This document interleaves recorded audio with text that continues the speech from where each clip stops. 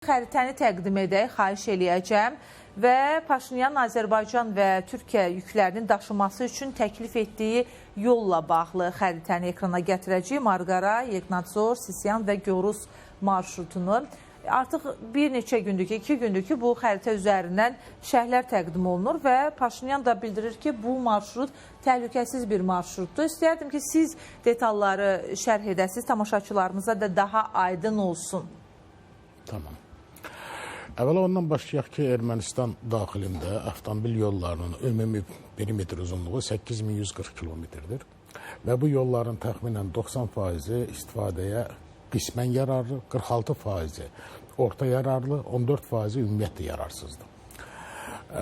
Ermənistanda istifadə olunan, istismar edilən əsas marşrut və Ermənistanın qonşu dövlətlərlə bağlayan əsas yollar M1, M2 və M4 marşrutlardır.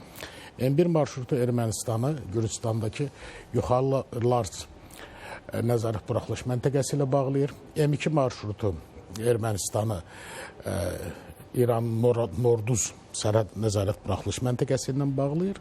M4 isə Marqara və yaxud da Əlican sərhəd nəzarət buraxılış məntəqəsində yönəlir. Bu yolların üçü də keyfiyyəti olduqca aşağıdır. Niyə? Əvvəla dağ geoloji şərait, Yuxarı Lars 2139, Noraduza gedən yol 2535, Marqara Əlican isə təxminən 618 metr dəniz səviyyəsindən yüksəkdədir. Dəniz səviyyəsindən yüksəkdə olmaq problem deyil. İnsanlar Perunun paytaxtı Limada yaşayırlar, Tibetdə də yaşayırlar. Amma məsələ orasındadır ki, bu yolların total əksəriyyəti, yəni 86,4%-nin uzunluğu ilə N koefisiyenti əmsalı bir-birinə tamamilə uyğunsuzdur. Yəni, bu yolların əksəriyyətinin eni 6-7 metr arasındadır. Ağır tonajlı yük avtomobillərinin, xüsusilə 3 və 4 körpülü yük avtomobillərinin bu yollarla hərəkəti ilkin zamanlarda qismən mümkün olar, o da 60-80 km/saat sürətlə. Və bundan sonra artıq avtomobillərin istismarında ciddi problem yaradacaq. Cənab Paşinyan, qoy cənab deyim, könlü xoş olsun. Cənab Paşinyan bu yolu təklif etdikdə Gorustan Marqaraya, yəni Əlican məntəqəsində Türkiyə ilə sərhəddədir. Bu yolun keyfiyyəti çox aşağıdır. Üstəlik, burada bir sıra problemlər var. Birincisi mənəvi problemdir.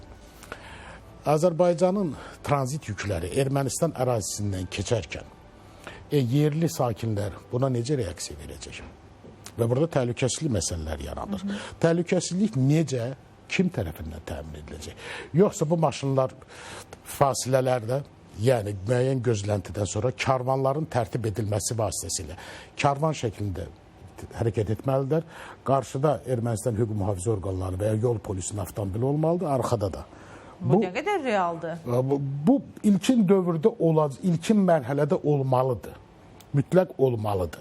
Amma təsəvvür edin ki, Bakıda, Yardımlıda, Kürdəmirdə, Ağsuda kafelərdən birinə birdən maşın dayanır və ora erməni sürücü girir. Yerli sakinlərin reaksiyasını təsəvvür edə bilərsiniz.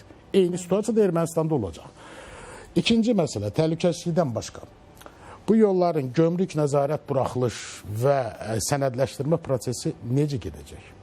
Hansı qanunlar əsasında? Azərbaycan və Ermənistan arasında sənədləşdirmənin uyğunlaşdırılması və sanasiyası anlaşmaları yoxdur. Digər tərəfdən, tranzit yüklərin buraxılmasından biz ancaq danışa bilərik. Bu tranzit yüklər də Azərbaycandan Türkiyəyə gedən yüklərdir və bunların yoxlanması olacaqmı? Sərhəd, gömrük, fitosanitar, ekoloji və digər nəzarət hansı formada həyata keçirilir? Bunlar çoxlu suallar var bununla bağlı.